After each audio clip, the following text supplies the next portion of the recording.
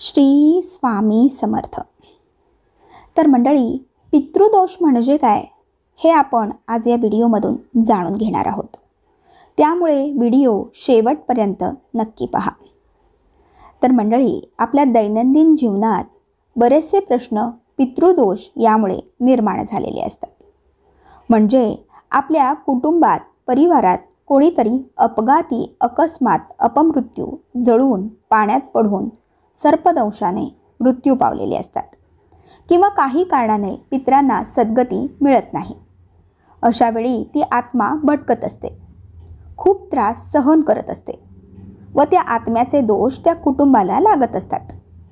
बरेचदा हे पितर त्रस्त असल्यामुळे ते त्यांच्या स्वतःच्या वंशाला संपवण्याचा प्रयत्न करतात व त्यांच्या कुटुंबातील लोकांना आशीर्वाद देत नाहीत व कुठलीच शुभकार्य होऊ देत नाहीत।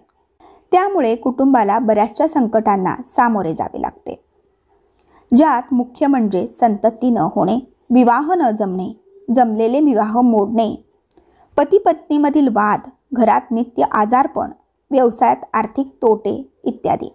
अशा वेळी पितृदोष निवारण करण्यासाठी आपल्या श्री स्वामी समर्थ सेवा मार्गातून परमपूज्य गुरुमाऊली आपल्याला पंचमहायज्ञाची अगदी सोपी सेवा दिली आहे।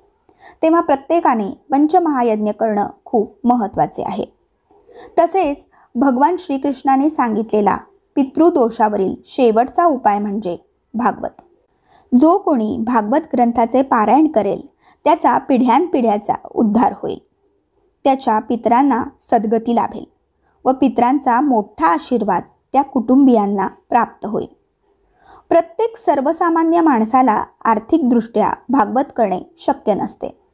अशा वेळी प्रत्यक्ष परब्रह्म भगवान श्री स्वामी समर्थ महाराज स्वरूप परमपूज्य गुरुमाऊली यांनी आपल्या सर्वांच्या हितासाठी संक्षिप्त भागवत आपल्या हातात दिले व संक्षिप्त भागवत वाचणाऱ्याला अगदी तेच पुण्य आहे जे भागवत वाचण्यात आहे।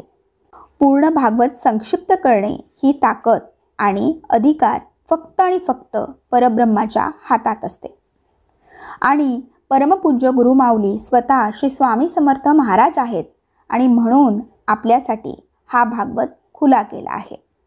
तरी आपण सर्वांनी प्रत्येक महिन्याच्या एकादशीला भागवत पारायण करावे व संपूर्ण पितृपंधरवडा भागवत सेवा करावी व अनुभूती घ्यावी। धन्यवाद। श्री स्वामी समर्थ।